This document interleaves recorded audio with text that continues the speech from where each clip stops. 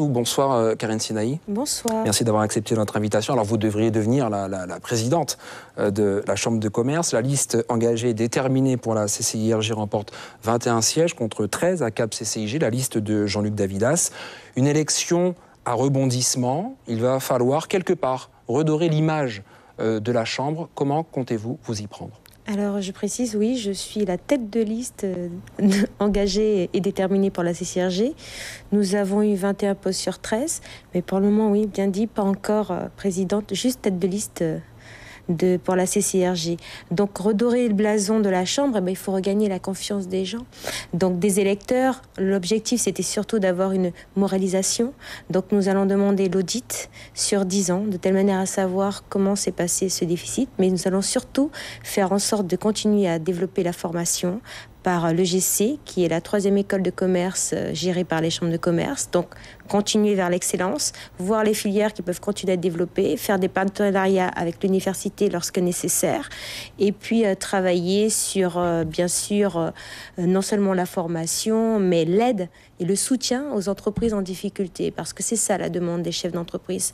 Durant cette élection, j'ai fait beaucoup de terrain, donc on a beaucoup parlé avec les électeurs, et nous avons vu leurs besoins. La FRPTP nous a demandé un service juridique d'aide. Donc je pense que ça va vraiment être notre cheval de bataille au-delà de la formation et des partenariats que nous devons aussi avoir avec la CTG, parce qu'au niveau de la CTG, les chefs d'entreprise cherchent du foncier pour pouvoir s'installer. Donc il y a encore tout ce travail à faire pour de la viabilisation de terrain, pour que les nouveaux chefs d'entreprise puissent s'installer. Mais développer ces partenariats, développer la formation et surtout l'aide aux entreprises pour la création et surtout pour la pérennité. Alors, vous venez de parler de l'EGC. Est-ce que vous allez déplacer l'école de gestion et de commerce ? Alors, la dernière Assemblée générale, nous avons validé ce fait et demandé qu'une procédure soit faite pour que ce bail soit arrêté. Cependant, le procès-verbal n'a pu être validé par la suite puisque nous avons été démis de nos fonctions. Donc, nous allons reprendre ce dossier afin, oui, de quitter les locaux dans lesquels nous sommes actuellement, afin de pouvoir C'est 760 000 euros par an. C'est 727 000 euros, donc plus la taxe d'habitation, oui, c'est pas mal. Mais là, nous allons de sortir et pouvoir faire le GC rentrer dans les locaux de la Chambre de commerce, qui a toute une aile qui est vacante. Mais l'idéal, ça serait que nous puissions avoir un lien plus particulier, un renforcement entre les 3 chambres de commerce d'agriculture, des métiers et la chambre de commerce, car tous les 3, nous avons un tronc commun, c'est la formation. Donc si nous avons réussi à avoir cette économie et de faire aller tous les 3 dans le même sens, je pense que ça ne peut qu'aider toute l'entreprise, les chefs d'entreprise. Alors avant l'élection, vous disiez qu'il ne faut pas se focaliser sur l'île de Cayenne, mais agir sur le Maroni notamment.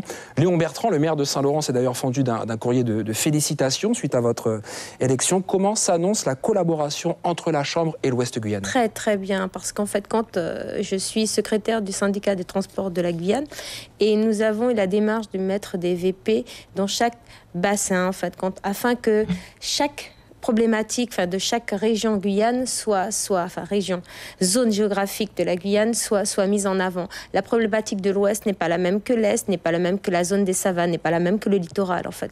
Donc, nous souhaitons bien mettre en place ces commissions afin que chacun puisse faire part de leurs problématiques et puis trouver les solutions, parce que c'est ça l'objectif. Donc, et puis plus d'indépendance pour l'Ouest, parce que je pense que nous avons la chance d'avoir notre liste pas mal de gens qui viennent de l'Ouest, donc ils souhaitent vraiment, et je leur fais tout à fait confiance, pour pouvoir trouver les solutions. Donc après, ils siégeront au bureau afin de trouver la solution pour l'Ouest et les autres zones, savane, Ouest, Est.